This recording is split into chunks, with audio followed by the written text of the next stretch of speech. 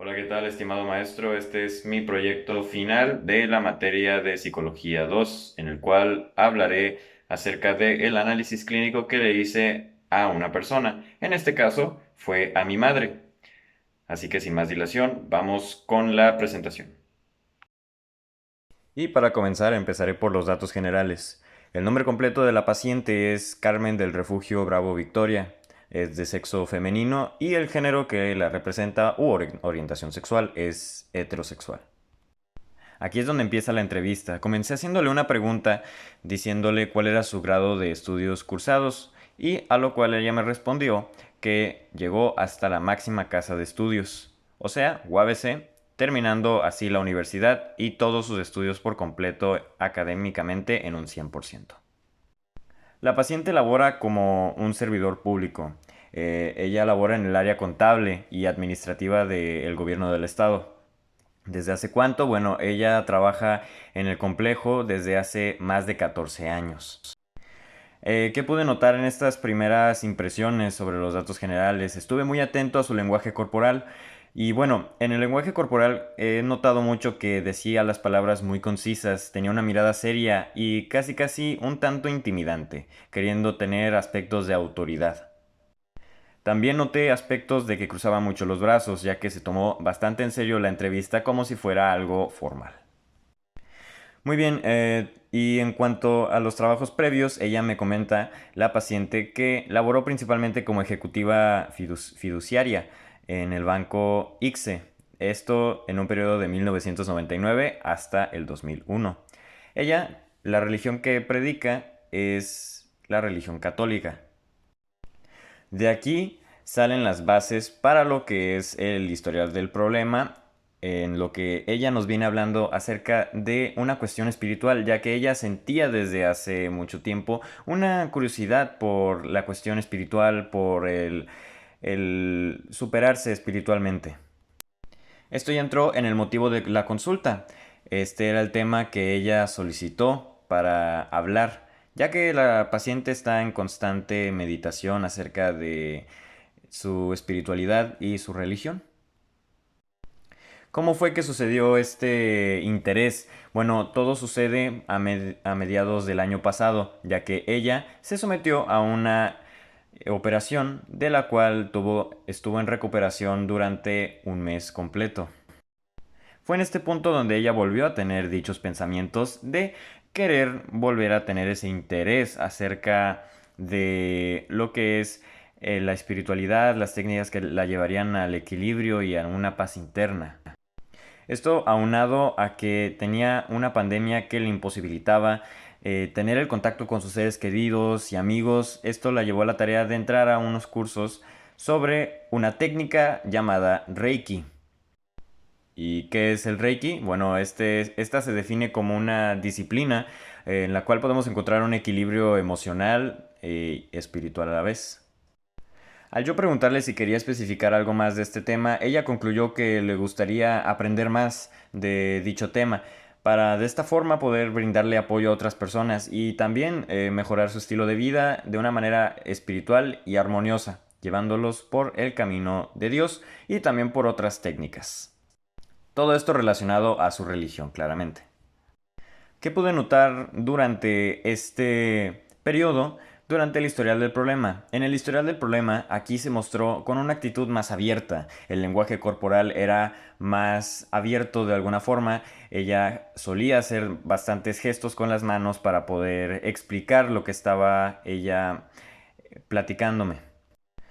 Al tener ya esta noción, también los ojos, la mirada, la sonrisa le cambió, también teniendo ciertos gestos y gesticulaciones faciales que la llevaban a tener un lenguaje más interactivo, muy poco cerrado. En este punto de la entrevista, la paciente se encontraba con un lenguaje totalmente abierto y dispuesto a dar más información. Cosa que por el contrario, al entrar en el historial familiar, me dio cosas bastante específicas, dándome respuestas bastante cortas y volviendo de nuevo a esa actitud introvertida y muy directa. Le pregunté con qué personas vivía y la paciente recalca que tiene una convivencia muy estrecha con su madre, su hermano y su familia. pero vive en casa con su único hijo y siempre trata de mantener una relación de respeto y armonía con cada uno de los miembros de la familia. Al preguntarle con qué personas tiene mayor interacción, mientras la paciente me estaba indicando las personas con las cuales tiene una mayor convivencia, yo me di a la tarea de elaborar un familiograma. ¿Con qué intenciones de saber cómo eran las relaciones de la paciente con los integrantes de su familia? ¿Cómo se lee este genograma? Bien, la paciente es una mujer de 47 años. Las relaciones que tiene es tanto con su único hijo, con su hermano de 49 años, su madre de 67 años, su cuñada de 35 años y su sobrino de 19 años. La relación con su hijo es bastante estrecha. No tienen mucha confianza, pero a la vez también tienen una interacción bastante grande. Pasando con su hermano, aquí tenemos una relación fusionada. Aquí tienen algo de intimidad, digamos, en un aspecto en el cual se confían todo, ya que al ser hermanos tienen bastante interacción entre ellos. Con su madre es una relación positiva, no se llevan mal, pero tampoco se llevan del todo bien, ya que a veces surgen ciertos conflictos, pero tienen en sí siempre una relación bastante positiva. De igual forma, con su cuñada tiene una relación fusionada, ya que ella, como bien me lo mencionó durante la entrevista, la considera como otra hermana más. Y por último, la relación que tiene con su sobrino es una relación distanciada, ya que no tienen mucho contacto, muy de vez en cuando tienen algo que ver los dos, pero en sí no tienen tanta interacción social, solo cuando se le presenta un problema al otro o cuando es necesario. Ahora bien, en el historial personal, pasando a ese aspecto, al yo preguntarle que si ya había acudido anteriormente al psicólogo, el lenguaje corporal cambió radicalmente. Aquí no se puso tan seria, sino que empezó a tener comportamientos en el lenguaje corporal bastante extraños. ¿En qué forma me refiero a extraño? Bueno, aquí era un lenguaje tanto abierto como cerrado, no quería dar muchos datos, pero a la vez tenía las ganas de darlos sutilmente. ¿Qué es lo que me dijo? Bueno, que sí, tuvo antecedentes psicológicos. Esto fue después del proceso de divorcio, que acudió a terapia psicológica con su único hijo, esto para poder asimilar y superar el proceso de la separación. Este dato está incluido en el familiograma, ya que lo consideré importante para tenerlo en cuenta. La paciente me dejó en claro que se encuentra así bajo un tratamiento médico, esto para controlar un tanto la hipertensión que padece desde hace algunos años. Aquí le cambié la pregunta y le comenté de cuáles eran sus recuerdos que tuvo en la niñez. Aquí el lenguaje corporal era demasiado cerrado. Me daba datos bastante concisos y muy poco... que decían muy poco. Pero al tratar de persuadirla más con otras dinámicas, ella me fue describiendo un tanto más de lo que fue su niñez. Ella la describe como una etapa bastante bonita en su vida, ya que todos los días ella salía junto con su hermano y algunos vecinos de su edad. Aquí pude notar en el lenguaje corporal que ella alzaba los ojos mucho hacia arriba, la mirada la alzaba mucho. ¿Esto qué es lo que significa? Significa que la persona está tratando de recordar qué es lo que sucedió en esas épocas. Por una parte es bastante entendible, ya que al ser una mujer de 47 años, estamos hablando que tiene una vida prolongada después de esa etapa de la niñez y a lo mejor no recuerda bastante bien qué fue lo que sucedió en esos años. Algo que me recalcaba mucho en el recuerdo de su niñez eran juegos que hacía con sus vecinos y con su hermano. Entre ellos se encontraba los hoyitos, las escondidas, encantados, la liga, avioncito, etcétera. También me dejaba en claro que andaban mucho en la bicicleta, bajando y subiendo la rampa a toda velocidad. Lo recuerda como una etapa bastante feliz y divertida. Entrando de lleno en su formación académica, ella me describe la primaria como una etapa bastante aburrida, una etapa larga, que no tiene mucha relevancia.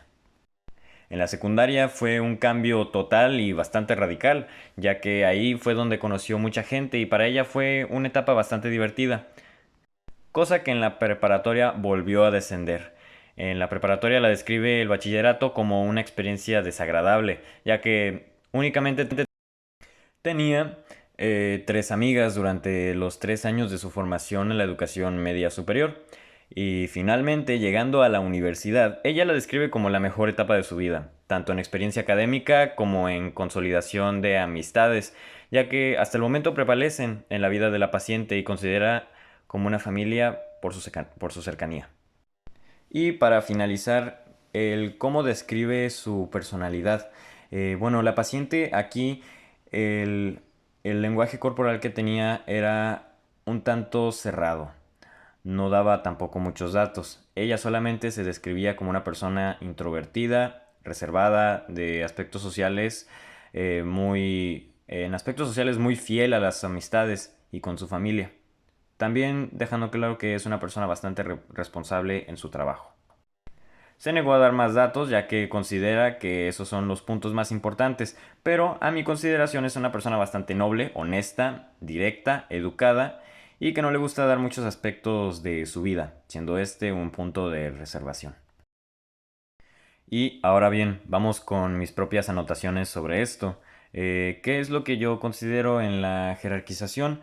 Como jerarquización se le considera a la paciente que necesita tener un círculo social más interactivo, más amplio. ¿Esto por qué? Bueno, por lo que mencioné anteriormente, muchas veces a la hora de realizar gestos, estos eran muy cortantes, eran bastante directos y tenía un lenguaje corporal un tanto variado, ya que en ciertas situaciones era una persona muy interactiva y en otras bastante reservada, dando una interacción de autoritarismo.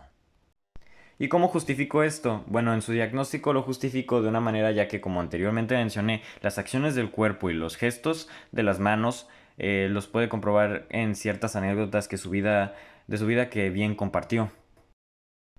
En muchas partes de la entrevista ella era un tanto cerrada y en otras era bastante abierta. Solamente en aspectos donde yo considero que ella pensaba que eran importantes y que eran aspectos que sí podía comentar, ya que como bien lo mencioné anteriormente, era una persona bastante cerrada a la hora de hablar de temas personales.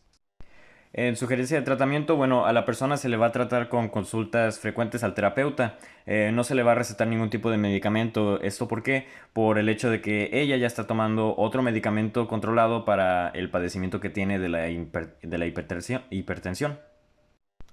Se concluye solamente que se le dará una constante terapia para poder tratar y mejorar las condiciones emocionales. ¿Esto por qué medio? Será por medio de dinámicas sociales las cuales la lleven a ser un tanto más interactiva y no tan cerrada. Y bien, en conclusión, ¿qué es lo que considero de este ejercicio? Bueno, en este ejercicio lo que me llevo es lo siguiente. Considero que este ejercicio más que nada nos sirvió para poder retroalimentarnos acerca de todo el labor que ejercen los psicólogos. Nos da una idea de lo que implica la labor de un terapeuta. Todos requerimos todos los requerimientos que se deben de llevar antes de poder realizar un diagnóstico clínico a la persona, de su estado mental o cualquier otro aspecto como la depresión. También retroalimentándonos de ciertas técnicas o de algunos temas que anteriormente vimos en clase, sabiéndose de esta manera que todo lo visto en clase es aplicable.